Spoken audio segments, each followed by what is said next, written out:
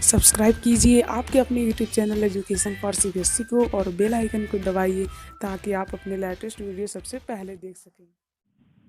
Hello बच्चों, आज की वीडियो में बात करने वाले जो हमारा क्लास 10th की फिजिक्स है उसके जितने इंपॉर्टेंट आपके फार्मूले हैं, ठीक है, उसको मैं आप लोगों को मेमोराइज कराऊंगा और कोशिश करूंगा कि आप लोगों को याद भी हो जाए, ठीक है। और ये भी बताऊंगा कि आप लोग जो फार्मूले हैं बेसिकली आप लोग कैसे यूज़ कर सकते हैं और ताकि आप न्यूमेरिकल को आसानी से सॉल्व कर लें। तो कुल मिला जुला कर वही हम लोग आज के सेशन में फार्मूला डिस्कशन करेंगे। तो आप लोग बहुत ध्यान से देखिएगा, ठीक है। एकदम पेन पेंसिल लेके बैठ जाइए ताकि आप लोग कुछ फार्मूले भी लिख लेंगे एक बार में, तो बहुत आसानी से याद हो जाएगा, ठीक है। तो हमारा लाइट में है, तो लाइट के चैप्टर शुरू करने से पहले मैं देखिए एक बात जरूर बता देता हूँ। आप लोगों को कम से कम जितने भी आप लोगों को चाहे मिरर हो, ठीक है, चाहे आप लोगों का क्या हो लेंस हो, आपका जो इमेज फार्मेशन है, ठीक है, यानी रे डायग्राम है, एकदम माइन्यूट से माइन्यूट क्लियर होना चाहिए। उसके बिना कोई काम नहीं होगा। इसलिए आप लोग उसका कम से कम 3 से 4 बार प्रैक्टिस कर लीजिए कि रे डायग्राम आपका कैसे बनता है, किस तरह उसे हम खींचते हैं और डिफरेंट डिफरेंट पोजीशन पर इमेज की फॉर्मेशन क्या होती है, ठीक है। इसको थोड़ा रटने वाला पोर्शन है, लेकिन आप लोग इसको जरूर से जरूर करिएगा। कोई भी बच्चा इसे नहीं छोड़े, क्यों? क्योंकि इससे क्वेश्चन पूछता ही पूछता है। अगर आपको अच्छा नंबर स्कोर करना है तो इसका प्रैक्टिस कर लीजिए। कोई एनसीईआरटी प्रैक्टिस करेंगे तब भी काम हो जाएगा। तो देखिए हमारा पहला फार्मूला था मिरर फार्मूला। तो मिरर फार्मूला क्या होता है बताइए आप लोग मेरे साथ बोलिए, 1/b+1/u=1/f, ठीक है। बी क्या है? बी हमारा इमेज की पोजीशन है। यू क्या है? हमारी ऑब्जेक्ट की पोजीशन। एफ क्या है? फोकल लेंथ है। और ऐसे ही बच्चों हमने जितनी वैल्यू रखेंगे, चाहे बी की बात करें, चाहे यू की बात करें, चाहे एफ की बात करें, किसके बेसिस पर रखेंगे? बिल्कुल सही, साइन कन्वेंशन की बेसिस पर रखेंगे, ठीक है। देखिए साइन कन्वेंशन मैं थॉरली रिवाइज करवाता हूँ। देखिए हम लोग जानते हैं हम ऑब्जेक्ट कहाँ हमेशा रखते हैं, हाँ ऑब्जेक्ट इस साइड रखते हैं, ठीक है। तो इधर वाली साइड हमेशा पॉजिटिव होगी, इधर वाली साइड नेगेटिव होगी। और जितने भी चीज ऊपर रखी जाएगी, मान लीजिए 5 मीटर ऊपर रख दिया गया तो एक प्लस लेंगे और नीचे क्या होगा? माइनस होगा। तो मैं बात फिर से समराइज करता हूँ। जितने भी आपके मान लीजिए कोई मिरर है, मिरर ही मान लीजिए, इसकी इधर सब क्या होंगे? प्लस होंगे, ठीक है। मिरर के पहले जितने होंगे सब नेगेटिव होंगे, ठीक है। मान लीजिए यहाँ पे पोजीशन है तो क्या लेंगे? नेगेटिव लेंगे। यहाँ पे कोई पोजीशन तब पॉजिटिव लेंगे। और ऊपर रख रहे हैं तो पॉजिटिव, नीचे रख रहे हैं तो नेगेटिव। यही आपका साइन कन्वेंशन है, मैंने थॉरली आप लोग बता दिया।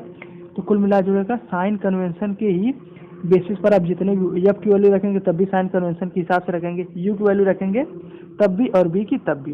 तो हमारा दूसरा फार्मूला आता है क्या? मैग्निफिकेशन। तो मैग्निफिकेशन बेसिकली क्या होता है? इसका होता है H dash upon H equal to -b/u। मेरे साथ भी आप लोग बोलिए क्या होता है। तो एच डैश क्या है? तो एच डैश हमारा है इमेज की हाइट, और एच क्या है बताइए आप लोग? ऑब्जेक्ट की हाइट है। वह किसके इक्वल होते हैं? -b/u।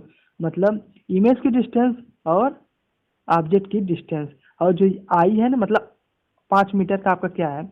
इमेज बन रही है, तो यही आपका क्या हो जाएगा? आई हो जाएगा, ठीक। मान लीजिए 5 मीटर की बन रही है, ऑब्जेक्ट मान लीजिए 2 मीटर का दिया तो यही आपका ऑब्जेक्ट हो जाएगा। लेकिन जो बी है यह क्या बेसिकली डिस्टेंस होती है, मतलब कितना दूर रखा है, समझे। तो मैग्निफिकेशन हम भी निकालना सीख गए, ठीक है। यहाँ पे भी जो बी और यू की वैल्यू हमेशा किसके साथ रखेंगे? हाँ, साइन के साथ। और देखिए हमारा आता है स्नेल लॉ।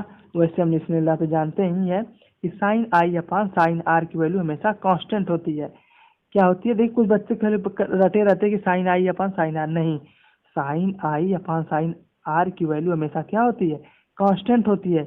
याद करिए आप लोग, इसकी वैल्यू हमेशा कांस्टेंट होती है। ये नहीं बोलना है कि sine i i upon sine r आपका स्नेल लॉ हो गया, नहीं। इसकी वैल्यू कांस्टेंट होती है। कुल किसका खेल है? कुल वैल्यू का खेल है। तो हमारे अगला आता है कि हमें रिफ्रैक्टिव इंडेक्स निकालना है। तो हम रिफ्रैक्टिव इंडेक्स को बेसिकली एम से डिनोट करते हैं और इसमें लिख देते हैं एम। एम मतलब कि किस मीडियम में है। तो वही उसका फार्मूला था C/U। सी क्या होता है बताइए आप लोग? सी होती speed of light. Speed of light की वैल्यू देखिए मैंने रख दी है। स्पीड ऑफ लाइट की वैल्यू आप लोग को याद होनी चाहिए, कितनी होती है? 3 × 10⁸ होती है। याद कर लीजिए आप लोग, इसकी वैल्यू याद रखिए, ठीक है। और यू क्या है? इस जिस मीडियम में स्पीड है, मान लीजिए कोई मीडियम है, इस मीडियम मतलब यू की वैल्यू मतलब 5 मीटर पर सेकेंड दिया तो हम यू की वैल्यू रख देंगे, ठीक है। कुल मिला जुलाकर रिफ्रैक्टिव इंडेक्स भी हम लोग निकालना सीख गए। और हमारा एक फार्मूला था लेंस फार्मूला। लेंस फार्मूला और मेरा फार्मूला में क्या अंतर है? हाँ बिल्कुल सही, बीच में हम केवल माइनस लगा देते। देखिए इसमें प्लस है, इसमें माइनस है, कंफ्यूज मत होइएगा।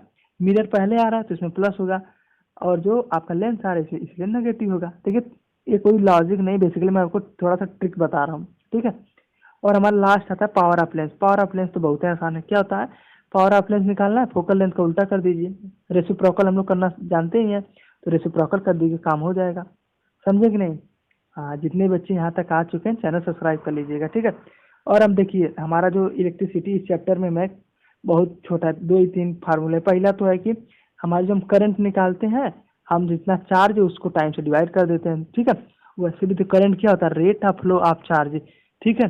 तो मैंने कहा था जहाँ पे भी रेट लग जाए, मतलब क्या, हाँ, टी से डिवाइड कर देते हैं कुल मिला जुला कर, ठीक है। तो हमारी इलेक्ट्रिसिटी समझे।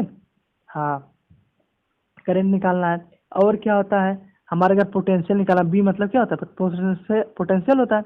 उसका क्या करेंगे, वर्क डन देख लें कितना वर्क डन है और कितना चार्ज घुमाने में हो रहा है, तो यही हो जाएगा वर्क डन। देखिए, ठीक है। हमें बी का ये वाला फार्मूला बहुत कम बच्चों को याद रहता है, आप लोग याद कर लीजिएगा कि voltage equal to work done upon charge होता है। और हम ओम्स लॉ तो जानते हैं कि हमारा बी जो होता है, यानी वोल्टेज जो हमारा करंट के डायरेक्टली क्या होता है, प्रोपोर्शनल होता है।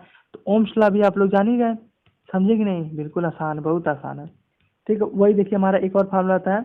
देखिए यहाँ पे बी जो हमारा लिखते थे, B equal to I R, ठीक है। तो हमारा जो रेजिस्टेंस होता है, एक तो ये फार्मूला आता है, एक तो और यहाँ पे फार्मूला की हमारा जो रेजिस्टेंस होता है, क्या होता है, रेजिस्टेंस, उसकी वैल्यू क्या होती है, रो इंटू एल बाई ए।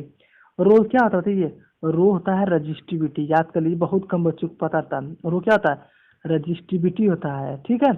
और एल क्या होता है, लेंथ होता है, ठीक है। और ए क्या होता है, एरिया ऑफ क्रॉस सेक्शन, मतलब कि कितने एरिया में भाग कितना है। तो मतलब ए है, सर्कल है, ठीक है, उसी को हम क्या कहते हैं, एरिया ऑफ क्रॉस सेक्शन कहते हैं, थॉरली समझ लीजिए, ठीक है। और एक हमारा पांचवा है, क्या है कि अगर हमें, आप लोग घर में बिजली आती है, तो आप लोग कभी बिजली का बिल उठा देखिए, उसमें लिखता 1 किलो, सॉरी मतलब जितना किलो यूनिट की आपका है, लिखा 1 किलो वाट आवर। तो आप लोग को यही हमें भी याद रखना है कि हमारे घरों में बिजली की बिल किस में आती है, किलो वाट आवर में, ठीक है। तो इसका फार्मूला होता है बी, मतलब वोल्टेज और आई और टाइम का मल्टीप्लाई कर दीजिए, आप लोगों का क्या निकल आएगा, हाँ, कितनी यूनिट आपकी हुई है, ठीक है। इसके हम यूनिट भी कहते हैं, आप लोग सुनते नहीं होंगे कि घर में 2 यूनिट बिल आई है, 10 यूनिट बिल आई है, ठीक है, जिसका घर जिस हिसाब से हो, ठीक है। और हम बात करें कि हमारा जो मान ली रजिस्टेंस है, ठीक है, ऐसे ऐसे है, सीरीज में है, ठीक है। हम लोग सीरीज में जान ही रहे हैं कि क्या करेंगे, हम उसको जोड़ देंगे सबको, रजिस्टेंस को, ठीक है। और हमारा अगर रेजिस्टेंस पैरेलल में तो क्या करेंगे बताइए आप लोग, हाँ, उल्टा करके जोड़ देंगे, रेसिप्रोकल करके, आर इक्वलेंस क्या करें, 1/R1 प्लस 1/R2, इसी तरह कर देंगे। तो कुल मिला जुला कर हमने देखिए सारे फार्मूला डिस्कस कर लिए, बिल्कुल डिस्कस कर लिए। तो आप लोग को मेन रूप से देखिए न्यूमेरिकल कैसे अटेंड करना, थोड़ा सा मैं न्यूमेरिकल कैसे अटेंड करना उसको पहले बता देता हूँ। सबसे पहला काम, जितनी हमें क्वांटिटी दी है सबको उतार लेना है, ठीक है। अगर हम बात करें यहाँ लाइट वाले, तो सबको हम किसके साथ उतारेंगे, हाँ, हम अगर एफ लिख रहे हैं ऐसे नहीं लिखेंगे एफ इक्वल टू 5 सेंटीमीटर। भैया पहले साइन कन्वेंशन तो लगाइए, तो साइन कन्वेंशन के साथ वैल्यू रखें, नहीं तो पट्ट से रखें और तुरंत फार्मूला लगा दिए, तो आंसर गलती तो होनी ही होनी है। तो कुल मिला जाकर समझे कि फार्मूला कैसे रखना है। हाँ, और दूसरा बात, जितनी भी वैल्यू आप लोग को आएगी ना, यूनिट के साथ रखनी है। बहुत बच्चे क्या करते हैं, वर्क डन आया 5 जूल, तो क्या लिखेंगे, खाली 5 लिख देंगे, इसमें आपका आधा नंबर कट जाता है, क्योंकि हमें क्या करना है, हमें यूनिट का हमेशा ध्यान रखना है।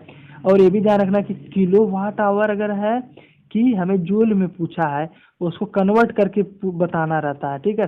कोई बच्चे केवल लिख देते हैं 5.6 जूल इंटू 10 पावर 6, नहीं नहीं, यही गलती ही होती है जो नंबर का आता है, ठीक है। हमें यूनिट का भी ध्यान रखना है। तीसरा बात, हम जितने भी आंसर लिखेंगे उसे लास्ट में एक बार आप लोग थोड़ा सा कैलकुलेशन भी चेक कर लीजिएगा, और लास्ट में लिखिए आंसर इतना आ गया। तो कुल मिलाकर 3 स्टेप है। पहला स्टेप में आपको जितनी भी चीज़ें दी हैं सबको उतार लेना है, ठीक है। और दूसरा क्या करना है, हाँ, यूनिट का हमें बहुत ध्यान रखना है कि कौन सी यूनिट में कब यूज करना है, ठीक है। और बहुत से क्वेश्चन आप लोग देखेंगे तो यूनिट से ही आसानी से सॉल्व हो जाता है, ठीक है। और तीसरा बात, हमें आंसर को ये बात थॉरली चेकअप भी कर लेना कि भैया गलत है कि सही है कि नहीं, ठीक है। तो कुल मिला जुला कर यही था, आप लोगों के 10th में इतने सारे फार्मूले थे, ठीक है, हमने तो डिस्कस ही कर लिया। आप लोगों को स्क्रीनशॉट ले लीजिए सारे क्वेश्चन, सारे फार्मूले का, और आप लोग कापी में चाहिए तो लिख लीजिए, नोट्स बना लीजिए, बनाए हो तो उसमें लिख लीजिएगा। और सारे देखिए, जितना ज़्यादा आप प्रैक्टिस करेंगे उतना भी न्यूमेरिकल आएगा, 100 की सीधी बात मैं देखिए कह रहा हूँ, जितना ज़्यादा प्रैक्टिस करेंगे उतना ज़्यादा न्यूमेरिकल आप लोग आसानी से लगा पाएंगे। और दूसरा बात, अगर आप लोग जितने बच्चे यहाँ तक आ चुके हैं चैनल सब्सक्राइब कर लीजिए। मैं देखिए सब सब चैप्टर का ऐसे ऐसे मैंने बनाया है कि किस में कौन सा इंपॉर्टेंट है, कौन सा इंपॉर्टेंट टॉपिक है, कौन कौन से बेसिकली इंपॉर्टेंट आपके क्वेश्चन का आते हैं। ठीक है, मैंने सारे जो वीडियो बनाता हूँ मैं एनालिसिस करके बनाता हूँ भैया पिछले 5 सालों में सीबीएसई का ट्रेंड क्या रहता है। तो कुल मिला जुला कर उस ट्रेंड के हिसाब से वीडियो बना रहा हूँ, तो आप लोग अगर देखेंगे तो 100% फायदा होगा। ठीक है, आज के लिए धन्यवाद, मिलते हैं अगली वीडियो में। ठीक है।